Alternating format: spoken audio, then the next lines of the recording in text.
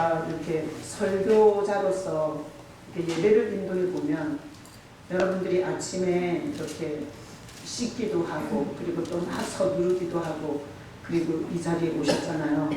근데 여러분이 예배하러 오신 시간을 구별하고 몸을 구별하고 그리고 여러 가지 중심을 구별해서 이렇게 예배하러 오신 여러분에게 하나님께서 최고로 주시는 이 은혜가 메시지예요. 그래서 이 메시지 시간에 딴 생각을 하고 딴 짓을 하는 건 은혜를 거절하는 행위예요. 그래서 지금까지 여러분이 뭔 생각을 하면서 찬양을 했는지 신앙 고백을 했는지 모르지만 메시지를 들으면서 주님께서 나에게 하는 메시지로 들을 수 있는 여러분 되시기를 축복합니다.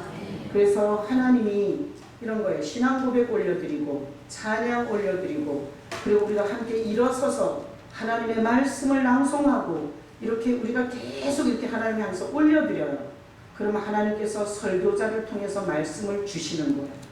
그리고 축도해 주는 거예요. 그래서 하나님이 내려주는 건 두 가지예요. 설교와 축도예요. 자, 여러분이 설교 시간을 하나님이 나를 사랑하셔서 이때에 이 말씀을 듣게 하시는 그런 하나님의 음성으로 들려줄 수 있기를 축복합니다. 제가 이런 생각을 해봐요. 하나님이 망하게 하려면 하나만 하면 돼요. 뭔 말인지 못 알아듣게 하고 말씀 시간에 딴 생각하게 하면 저절로 망해요.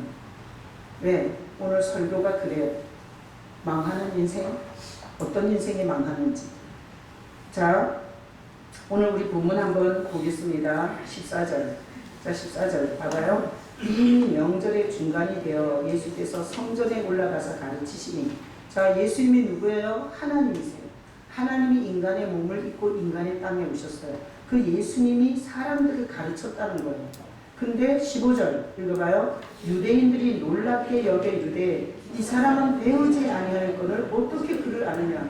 유대인들이 성경 구약을 달달달달 외워요. 어렸을 때부터 암송했고 구약을 완전히 능통하게 알고 있는 유대인들이 들어봤을 때 예수님의 이 설교, 예수님의 가르침이 너무 놀라운 거예요. 지금까지 종교 지도자들이 했던 얘기가 아닌 거야. 그래서 이들이 뭐라고 얘기하냐면 배우지 아니할 것을 어떻게 글을 아느냐. 이게 글한다는 얘기가 아니에요.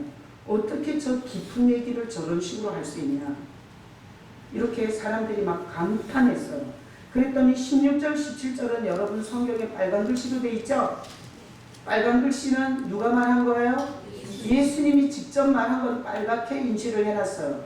자, 예수님이 대답을 한 부분이에요. 16절 읽어봐요. 예수께서 대답하여 이르시되 내 교훈은 내 것이 아니요 나를 보내신 이의 것이니라. 17절 사람이 하나님의 뜻을 행하려 하면 이 교훈이 하나님께로부터 왔는지 내가 스스로 말함인지 알리라. 자, 예수님이 빨간 글씨에다 이렇게 말한 거예요. 사람들이 칭찬을 했어요. 와, 어떻게 저렇게 설교를 하지? 어떻게 저렇게 깊은 얘기를 하지? 저게 어디서 배운 거야? 우리는 랍비 학교에서 배웠는데 저런 걸 배운 적이 없는데, 아니 인류 랍비 학교를 다닌 적이 없는 자가 어떻게 저렇게 말하지? 이렇게 사람들이 말하니까 예수께서 이렇게 말한 거예요. 내가 하는 말은 교훈이라고 표현한 거잖아요. 내가 하는 말은 내 것이 아니라 나를 보내신 이의 것이라는 거예요. 이렇게 말한 거죠. 16절에. 그 다음에 17절에 사람이 하나님의 뜻을 행하려 하면 이 교훈이 하나님께로부터 왔는지 내가 스스로 말함인지 알리라. 이게 오늘 본문이에요. 그래서 예수님이 이런 식으로 말한 거예요. 내가 참 신령하게 말하는데 내가 정말 일반 랍비들이 하지 못하는 얘기를 하는데 그건 내가 하는 게 아니라 나를 보내신 이의 것을 말하는 거다. 자, 이렇게 들어봤을 때 우리는 이런 생각이 들어요. 하나님 아버지와 예수님은 차이가 있는 거 아니야? 그럼 예수님이 아주 놀라운 설교를 했는데 내가 스스로 말하는 게 아니라 아버지께서 보낸 것을 말했다는 거야. 그러니까 이렇게 문자적으로 성경을 읽으면 성부 하나님은 최고, 성자 예수님은 그 다음인 거야. 그래서 성자가 이 땅에 살면서 아버지 것을 가지고 한 거예요. 그래서 성자는 뭔가 열등한 게 아닌가? 이렇게 생각해서 여호와의 증인이라는 이단이 나왔어요. 이게 오늘 본문을 이렇게 자세히 보세요. 약간 느낌이 그렇다니까요. 예수님께서 뭔가 기발함을 하는데 그게 자기 것이 아니라 아버지 거라는 거예요. 자, 그래서 왜 성경은 우리가 헷갈리게 분명히 성경 전체를 보면 하나님 아버지와 예수 그리스도와 성령이 동일하신데 왜 성경에는 이렇게 하나님 아버지와 아들이 약간 좀 차이 나는 것처럼 기록을 했을까? 우리를 위해서 성경을 주신 하나님께서는 여기 분명한 의도가 있는 거예요. 의도가.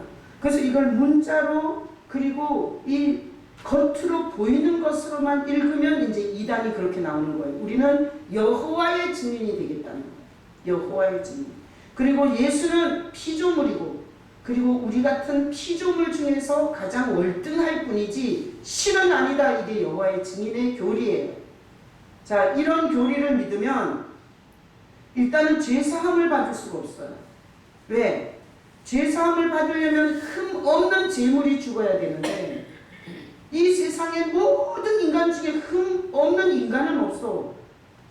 여러분 석가모니는 흠이 없어요? 절대 생육법으로 태어난 모든 인간은 흠과 점과 티가 있어요. 죄성을 갖고 있어요. 그렇다면 우리는 대속이 안 되는 거예요. 우리는 죄사함이 없고 구원이 없는데 이렇게 너무나 불쌍한 신앙생활을 하고 있는 거나 마찬가지예요. 속아서 교회에 속고 목사한테 속아서 시간 바치고 몸 바치고 물질 바치고 나중에 죽어보니까 지옥이야. 예수님이 하나님이 아니라면 전 성경이 다 뒤틀리는 거예요. 자, 우리 오늘 설교 듣기 전에 곡창 한번 하고 가요. 예수님은 하나님이시다. 난 여러분이 예수님을 하나님으로 믿을 수 있기를 축복합니다. 머릿속에 하나님은 최고고 그 다음에 예수고 그 다음에 성령이고 이런 구조로 생각하시면 여러분은 정말 신앙에서 오류를 갖고 있는 거예요. 성부, 성자, 성령은 동일하시고 모든 사역이 동일하시고 모든 인격과 성품이 동일하신 분이세요. 머릿속에 예수가 조금 떨어진다는 것은 여러분을 송사하는 마귀의 전략입니다. 자, 그래서 이 뜻은 뭔가? 요렇게 쓴 이유. 엄청난 말을 하셨는데 그게 아버지께로 온 거다. 그래서 어떤 교훈을 말할 때 하나님께로 왔는지 내가 스스로 말하는지 알리라. 요 메시지가 뭔 뜻으로 이렇게 말했는지를 오늘 설교할 거예요. 여러분이 알아들을 수 있는 영이 여러분에게 역사하시기를 축복합니다. 여기 같은 자리에 앉아 있어도 절대 성령께서 은혜를 주지 않는 자는 못 깨달아요. 그냥 앉았다 가는 거야. 졸다 가는 거. 자, 그래서 성경을 보겠습니다. 마태복음 15장 11절 읽어봐요.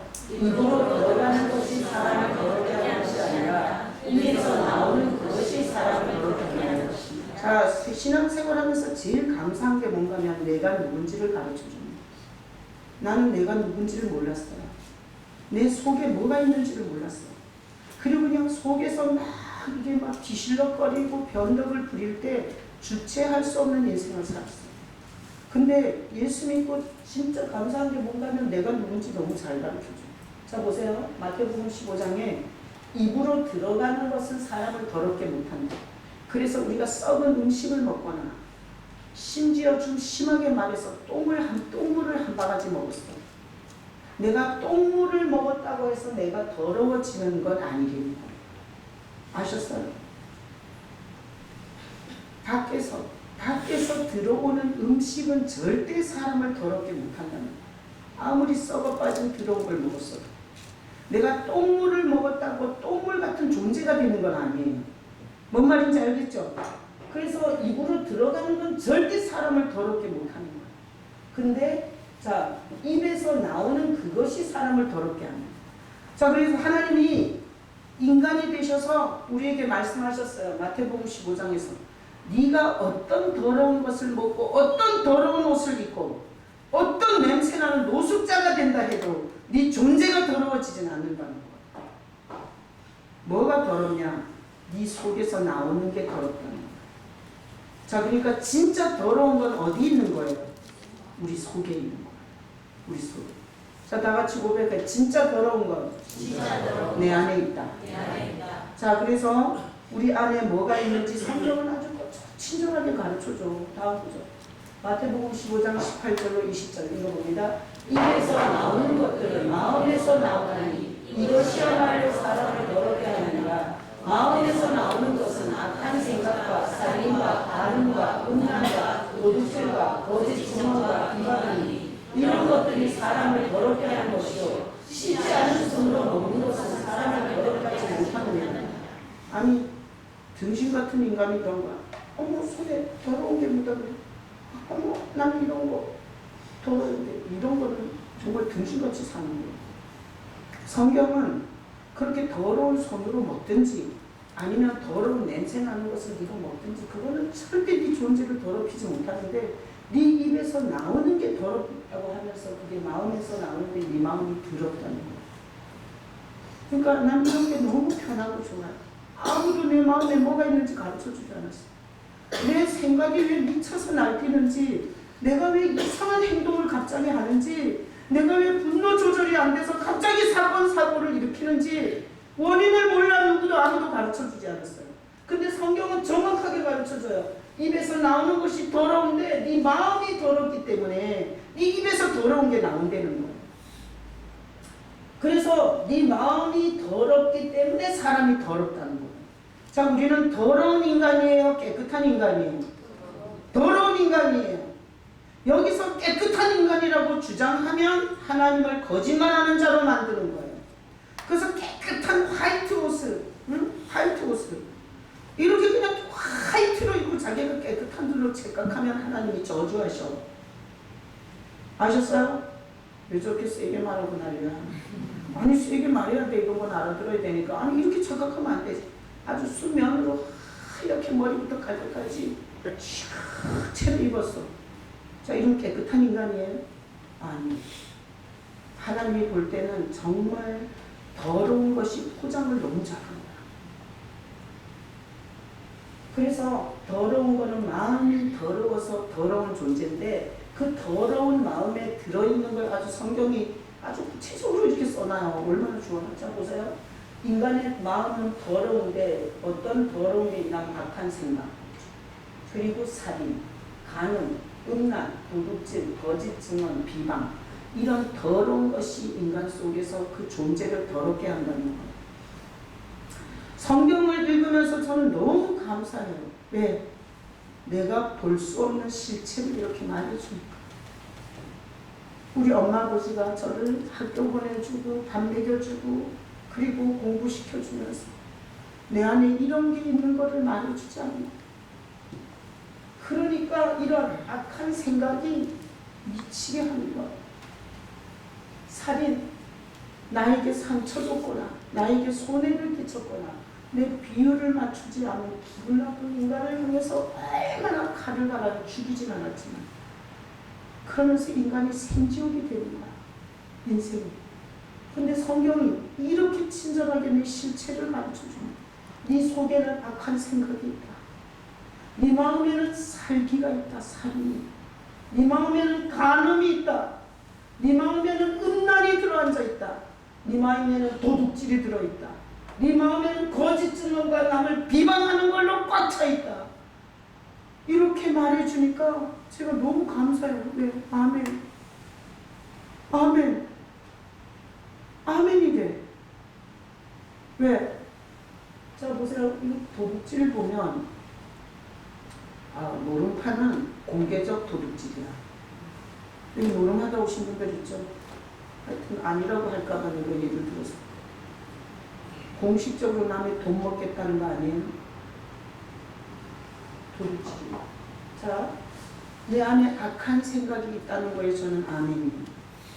그리고 내 안에 살인할 수 있는 가능성이 있다는 거에 아멘이. 제가 교도소에 가서 살인하고 들어온 살인범들을 봐. 한 번도 더러운 인간이라고 생각해 본 적이 없어요.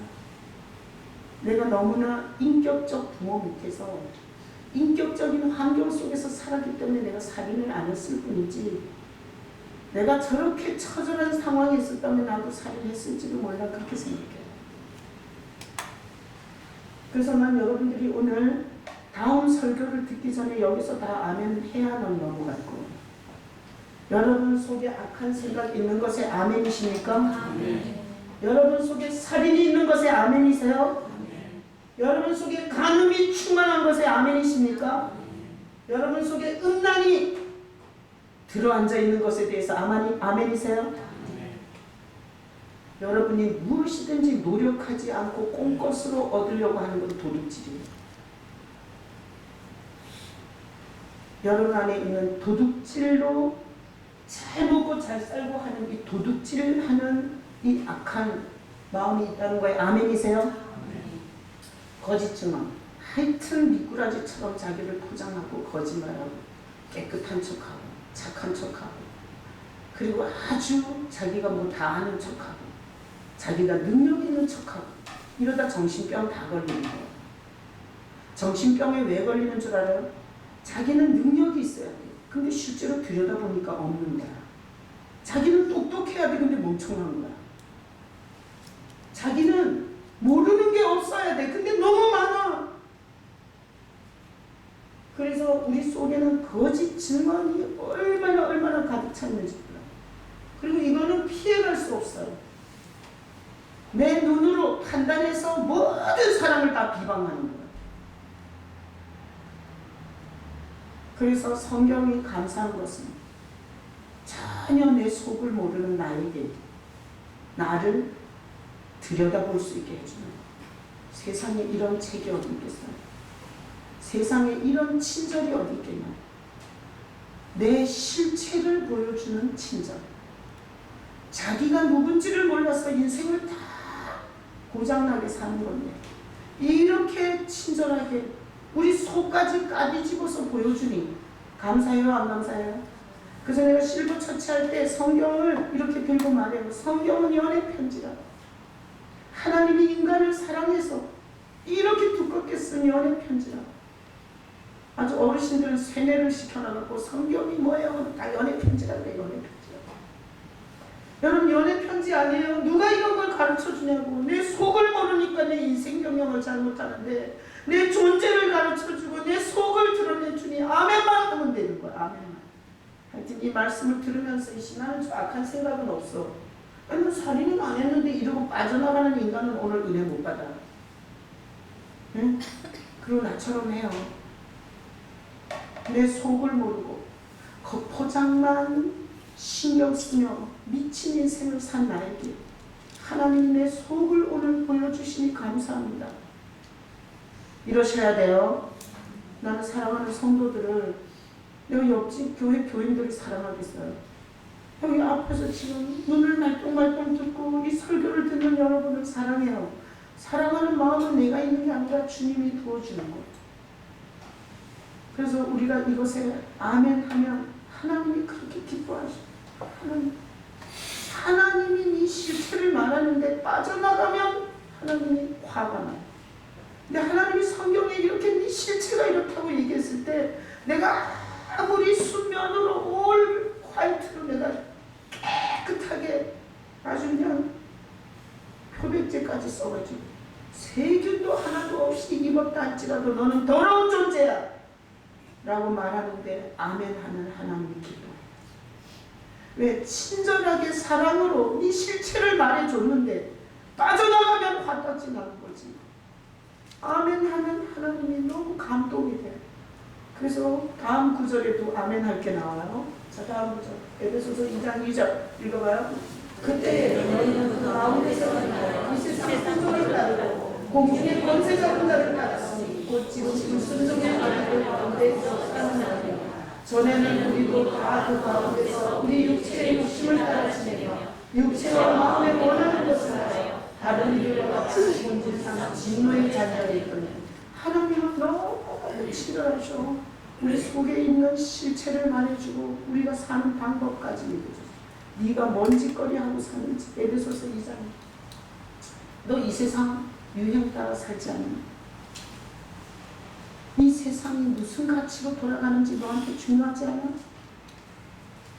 세상이 부동산에 미치면 너도 부동산에 미치고 주식에 미치면 주식에 미치고 세상 풍조를 네가 따르고 살지.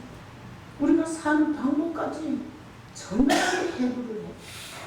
그리고 공중권세자는 네가 언제 나 따른 적 있냐? 네 사단이 충동하는 대로 개춤추지 않았어. 공중 권세 잡은 자를 따르고 살잖아. 그리고 불순종. 하나님이 말씀한 것에 대해서 네가 안 지키는 것들이 전부이야. 우리가 좀 삶이 나아지고 그러잖아. 그럼 주일 오기 싫어요. 내가 목회를 해보니까 힘들면 주일날 열심히 오고 자주 오고 집중해서 그래. 근데 이게 살만 하잖아요. 그러면 거만해지고 배가 나오고 그리고 졸아요. 참 불순종의 영이 얼마나 철저하게 인간 속에 있는지가 보여요. 하나님이 하라는 것을 낱낱이 골라서 안 하는 거야. 잘 하던 것도 때려쳐요. 그래서 하나님이 사는 방법까지 해부를 해줬어. 풍조, 이 세상 풍조 따르고, 그리고 공중 권세 잡는다 마귀한테 수종 들고, 그리고 하나님께 절대 불순종하는 영을 너가 가지고 살잖아. 그리고 네가 육체의 욕심이 중요하지 않아? 네 욕심, 네가 갖고 싶은 거, 네가 다 차지하고 싶은 거, 그 육체의 욕심 따라 살잖아. 그리고 육체와 마음이 원하는 거, 네 말초신경이 만족하는 거. 그래서 바람 피우는 거 아니야? 말초신경을 만족시키기 위해서 술을 마시는 거 아니에요?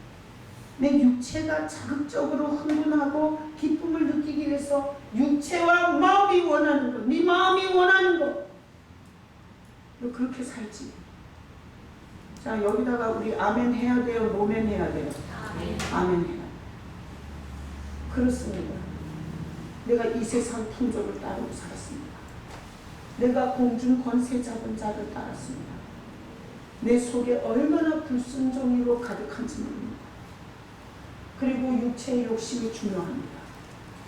그리고 육체와 마음이 원하는 거, 내 마음이 원하는 거, 내가 간절히 바라는 거, 이것 중심으로 인생을 경영하고 있습니다.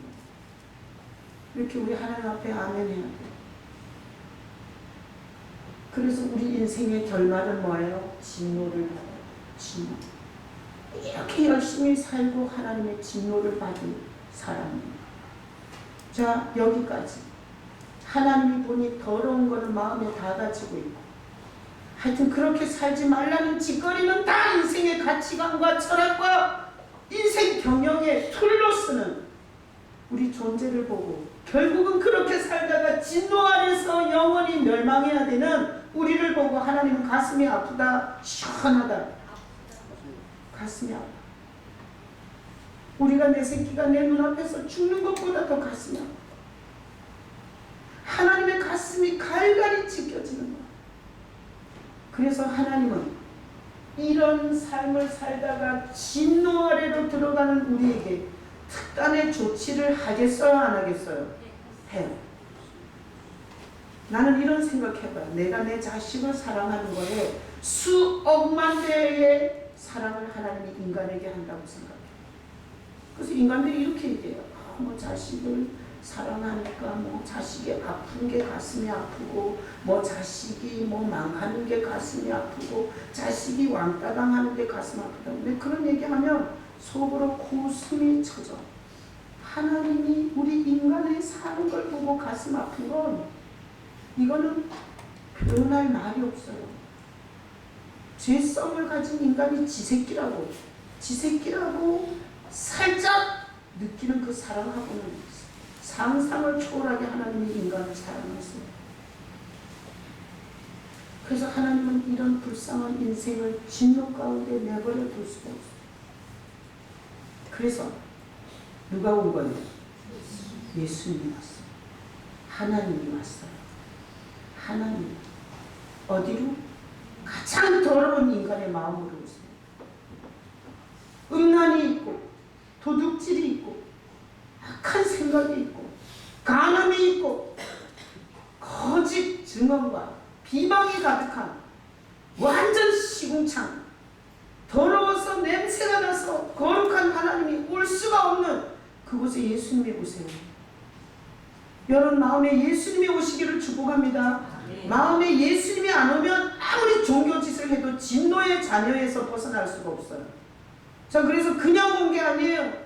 예수님은 그 우리의 악한 생각과 모든 저주받을 그 우리 마음에 있는 더러운 것을 대신해서 십자가에서 죽은 거. 그래서 나무에 달린 자마다 저주를 받은 자니, 예수님의 십자가는 저주를 받은 거예요. 저주를. 당신이 뭔 죄가 있다고 저주를 받겠냐고. 우리의 이 더러운 마음에 들어오시기 위해서, 우리 이 더러운 마음에 오셔서 길 안내를 하시려고 예수님은 이 더러운 죄를 다 지고 십자가에 올라간 거예요. 나는 패션 오브 크라이스트 그 영화를 보면 항시 눈물이 나. 왜? 그 저주의 나무를 지고 거기 매달리려고 하나님이 걸어가. 그런데 가다가 너무 많이 맞았고 탈진이 됐기 때문에 그 십자가를 놓쳐요. 근데 그 영화 감독이 그렇게 표현을 한 거야. 놓친 십자가로 또 기어가, 또 기어가. 아니, 안 죽으려면 반대로 겨야 되잖아. 근데 놓친 십자가, 그 저주의 나무에 반드시 달리겠다는 의지를 계속 쓰면서 놓치면 글로 또 겨요.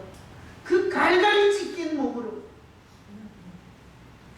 그렇게 그 십자가를 지시고, 그리고 사단이 박수쳐요. 우리가 하나님의 아들을 죽였다. 우리가 하나님의 아들을 죽였으니까 이제는 우리 세상이라고. 그렇게 사탄이 회심의 미소를 짓고 있을 때 예수님은 우리가 가야 할 지옥으로 내려가셔서 죄값을 다 갚으시고, 그리고 이 세상에서 어떤 인간도 부활을 못했는데, 어떤 교주도 죽어서 다 무덤을 남겼는데, 예수님이 우리 죄를 대신해서 지옥에 가서 지옥 형벌까지 다 받고, 그리고 3일 만에 부활하셨어요. 그 부활하신 예수님은 어디 계세요? 우리 마음에 들어오세요. 교회란 뭐냐? 오늘 성가대가 이런 찬양했어요. 교회가 교회되게, 예배되게. 찬양만 하지 말고, 교회가 진짜 교회는 뭐냐? 이 더러운 마음에 예수님을 모신 성도들이 모여야 교회예요. 빈탕, 쭉정이, 공중 권세 잡은 자를 따르며 거짓 증언을 밥 먹듯 하며 자기 더러운 마음을 가지고 모인 집단은 교회가 아니에요. 교회는 예수님이 있는 성도들이 모인 곳이 교회예요. 난 여러분이 진정한 교회가 될 수 있기를 축복합니다. 15만이 모이면 뭐하냐고. 쭉정이 빈탕이 15만이면 그건 교회가 아니야. 하나님은 그런 교회를 꿈꾼 적이 없어요. 자, 그래서 본질상 진노로 이렇게 가는 우리 인생을 하나님께서 이 진노를 막으려고 하나님이 죄인의 땅에 와서 죄인과 함께 33년을 살다가 죄인이 져야 할 저주를 지고 죄인이 가야 할 지옥에 가서 모든 죄의 대가와 형벌을 다 치르고 살아나셔서 가장 더러운 우리 마음으로 오셔요. 예수님이 부활했기 때문에 올 수 있는 거예요. 왜? 예수님이 부활하기 전에는 이 물리적 공간을 뛰어넘지를 못하셨어요. 왜? 완전한 인간이셨기 때문에. 근데 예수님이 죽으시고 부활한 다음에는 제자들이 무서워서 문을 닫고 있는데 예수님이 그냥 벽을 통과해서 오셨어요. 나는 그 말을 볼 때마다 너무 은혜가 되는 거야. 왜? 내 마음이 어디 있는 줄 몰라. 나는 근데 이런 사람은 본 적이 없어. 아우, 마음이 아파요. 이런 사람은 본 적이 없어. 엉덩이에다가 손을 대면서 아우, 내 마음이 무거워요. 이런 사람은 본 적이 없어. 근데 마음이 아마 여기쯤 있나 봐. 사람들이 다 마음이 답답할 때 여기를 치더라. 근데 의학적으로 해부에서는 절대 안 나와요. 근데 그냥 추측은 해볼 수 있어. 네 가운데. 그래서 여기쯤 마음이 있는 것 같아요.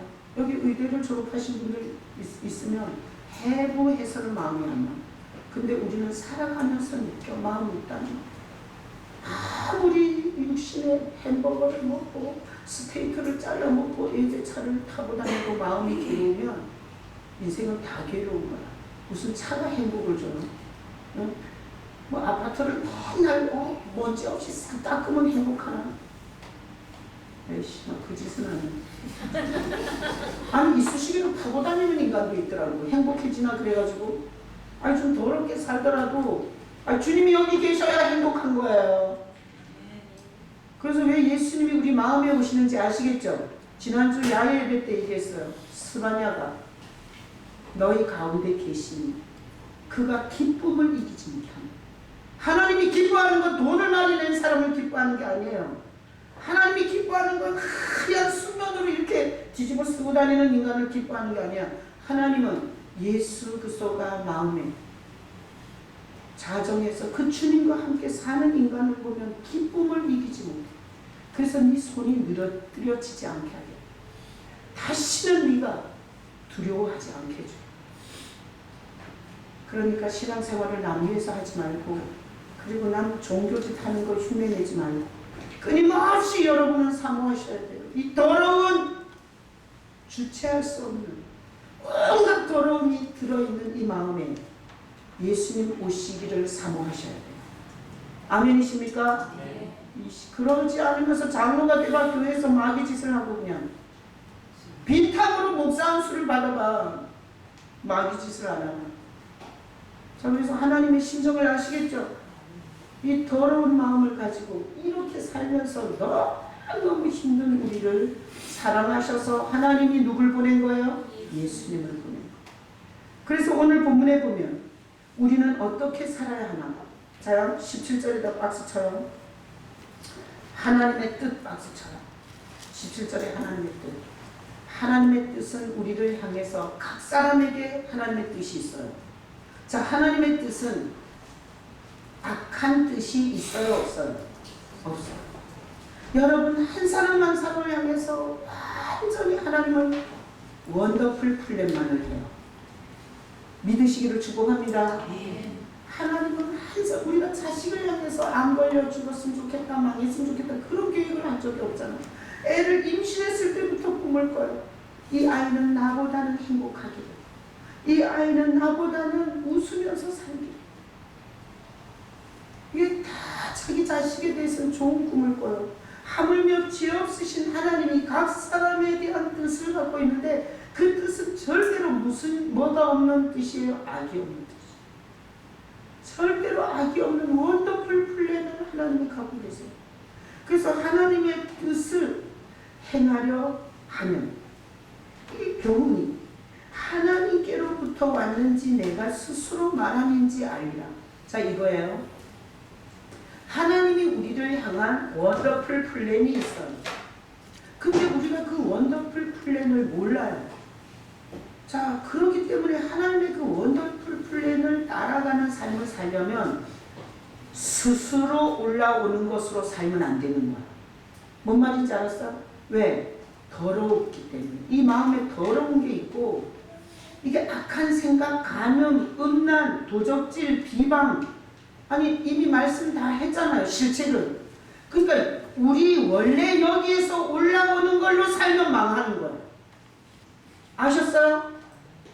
원래 가진 것으로 살지 마시기를 축복합니다.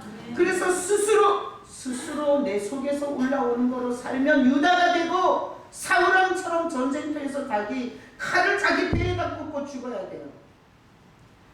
그러니까 절대 우리는 이 더러운 내 감정과 내 존재가 시키는 대로 살면 안 된다고.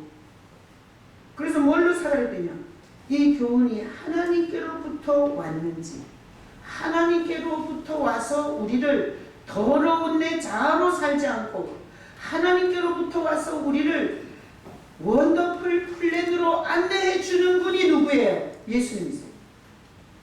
그래서 우리는 이 구조를 생각해야 돼요. 내 마음이 시키는 대로 살면 안 돼요. 내 마음이 시키는 대로. 내 마음의 욕심대로 하라는 대로 살면 안 돼요. 그러면 반드시 망해요. 나는 일시적으로 성공하는 사람을 많이 봤어요.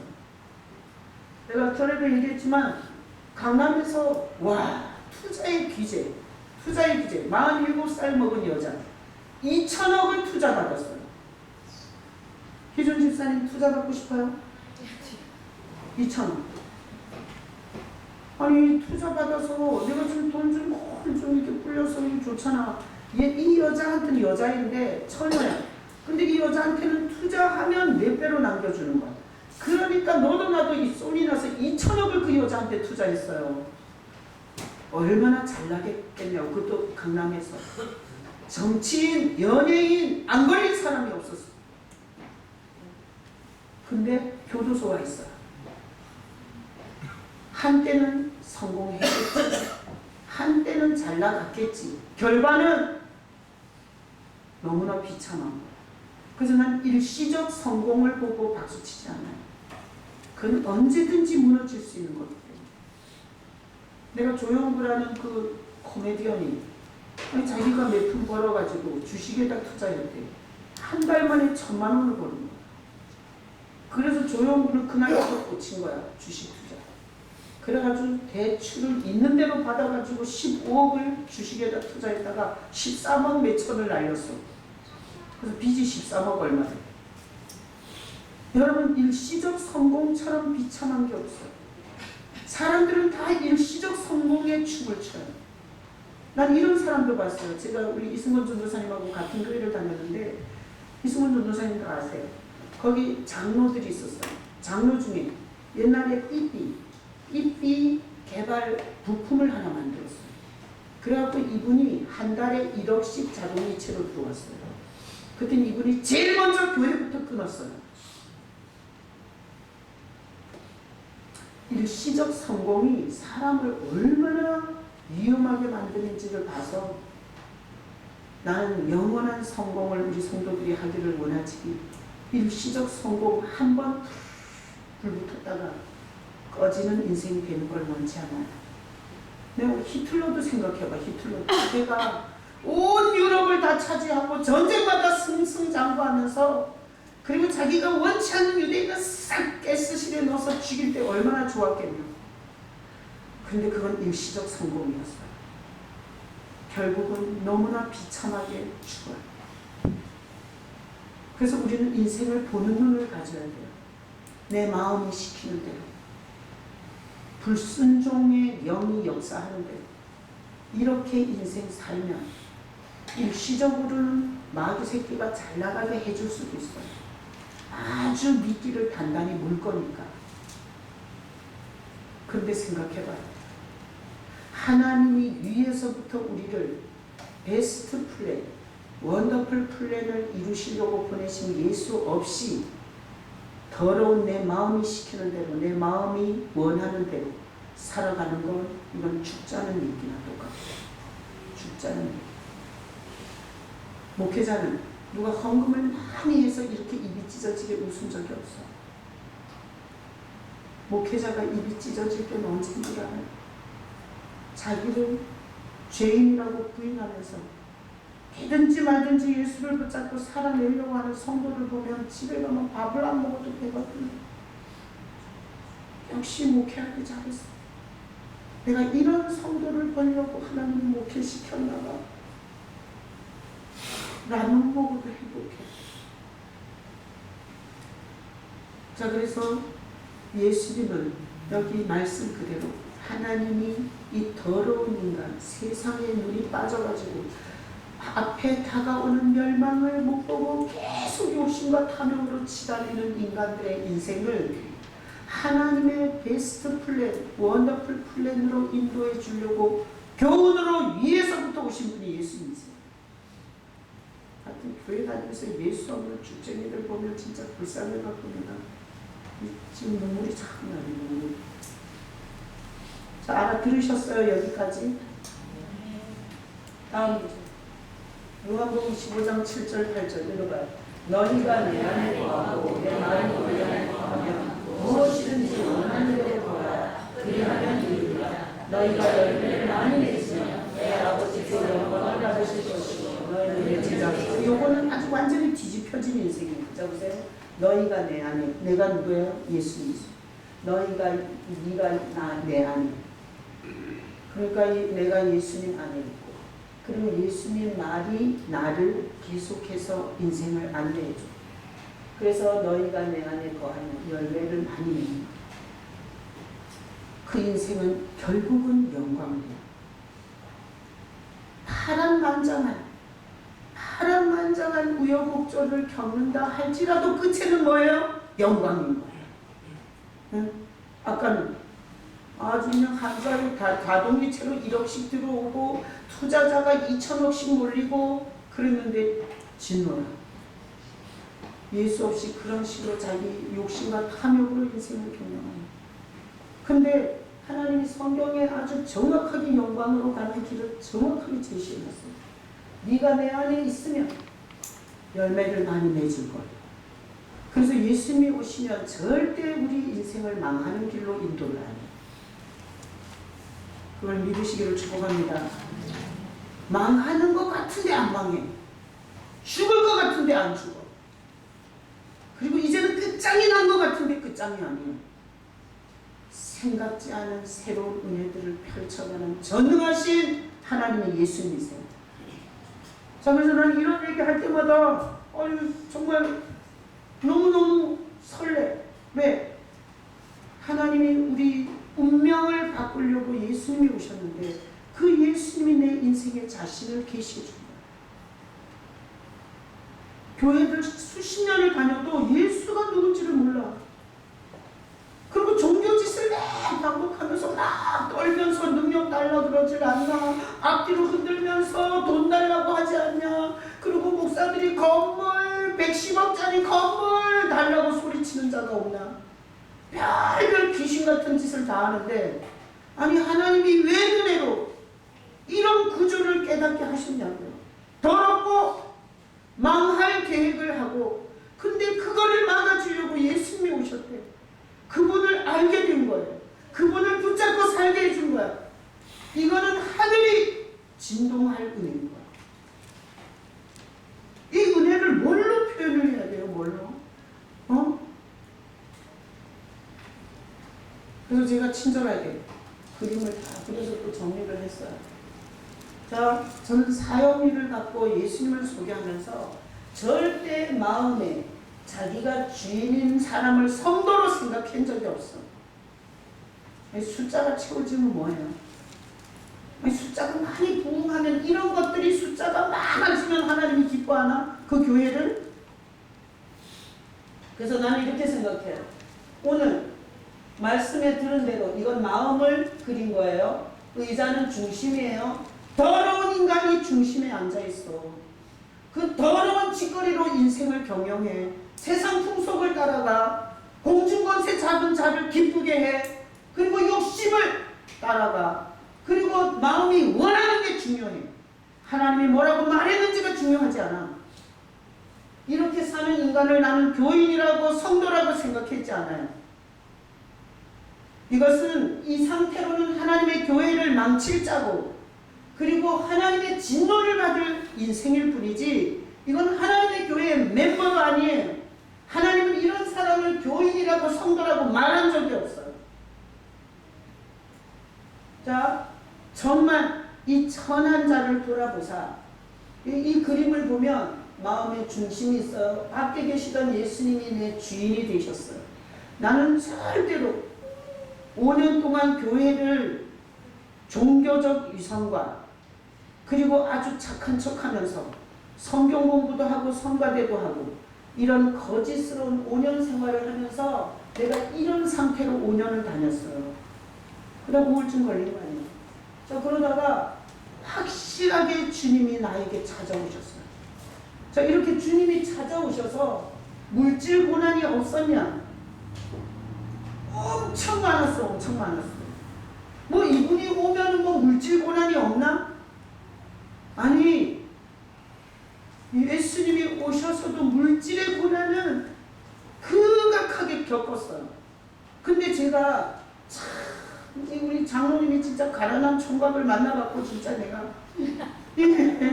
정말 집도 없이 법도 없는 단칸방에서 화장실에 물이 막 새는 단칸방에서 그렇게 신혼 살림을 시작해갖고 아주 그냥 물질적 고난이 많았어요. 근데 내가 예수를 만나고 나서 물질적 고난이 왔을 때 이런 생각이 들더라고요. 아이들이 한참 공부할 때 중학생이고 고등학생 그때 물질적 고난을 너무 많이 겪었어요. 근데 그때 내가 아이들을 내가 하나님의 것을 도둑질해서 아이들 학원을 보내는 게 맞나? 그 생각. 하나님이 학원에서 주는 것보다 더 못한 걸 주나.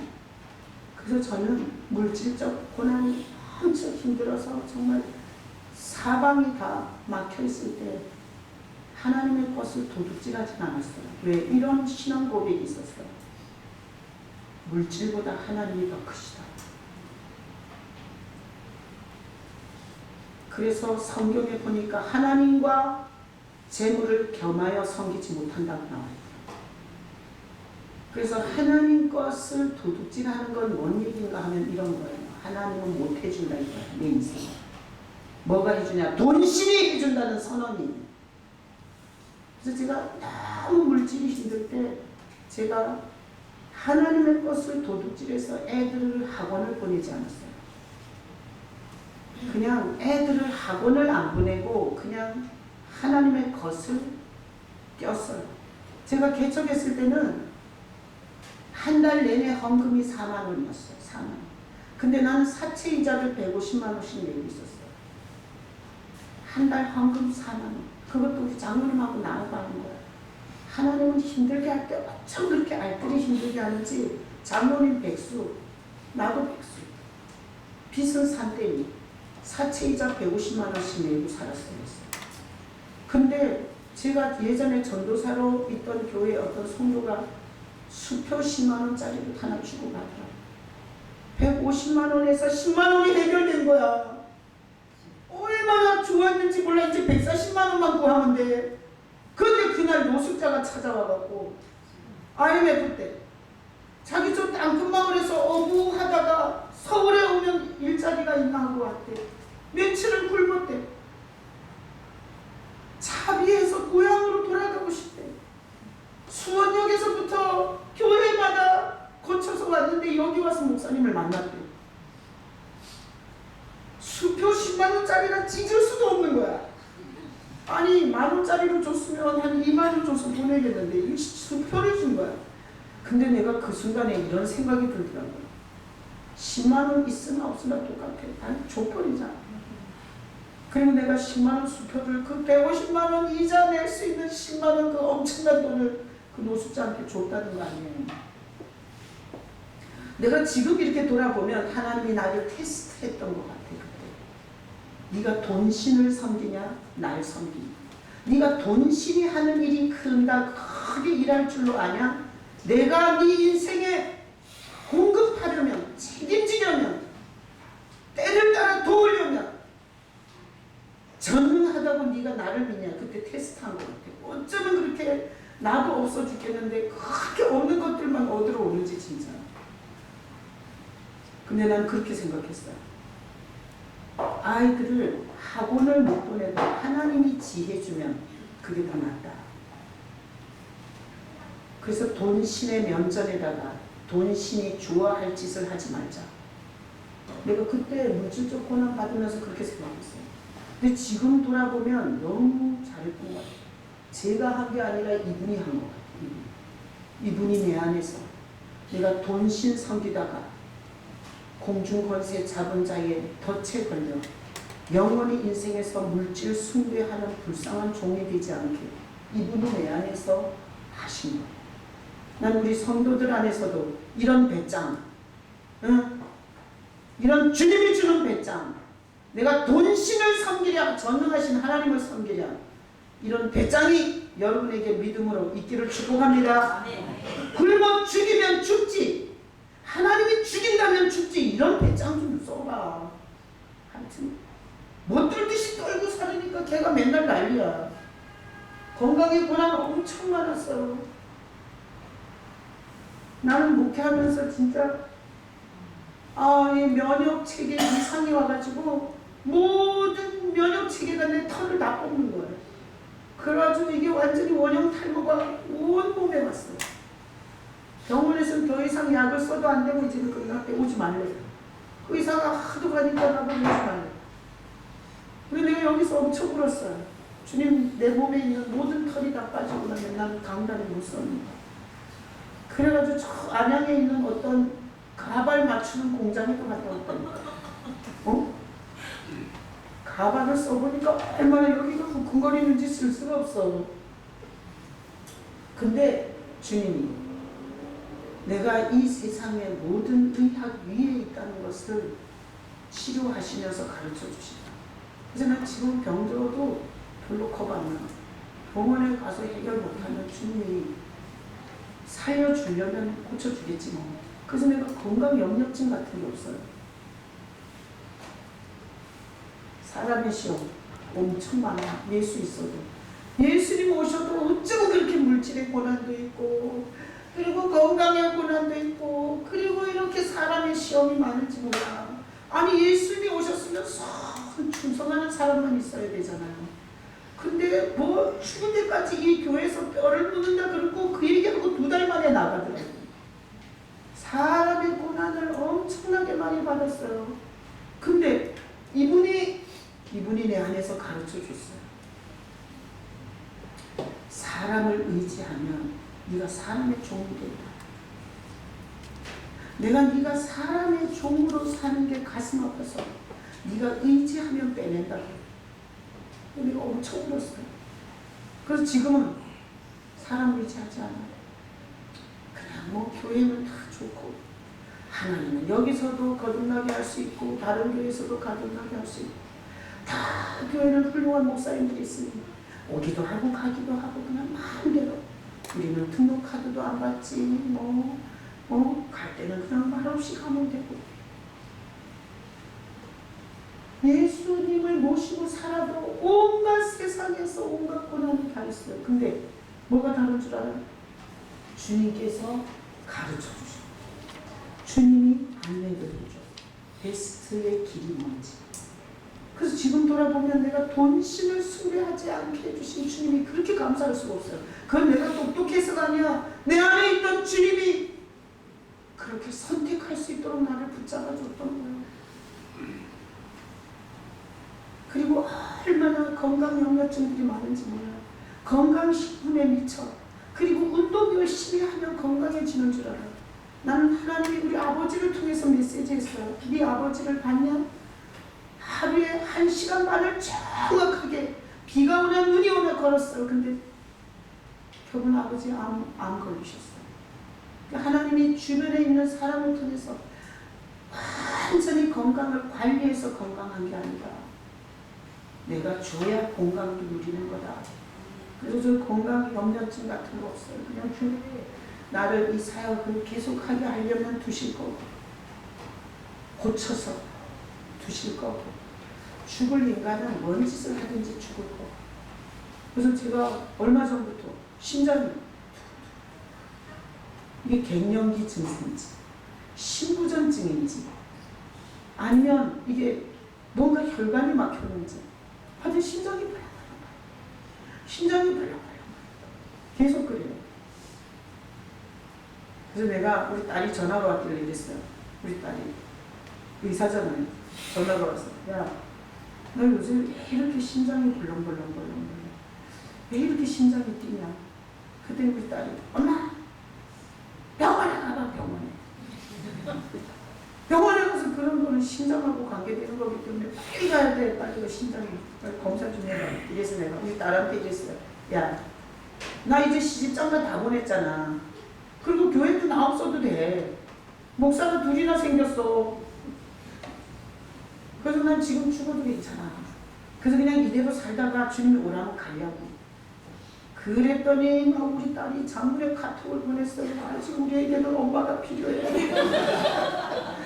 절대로 그렇게 생각하면 안 돼요. 우리는 엄마가 필요하다고요. 내가 아직 애도 안 낳았는데 내가 애를 낳으면 누가 봐줄 거예요.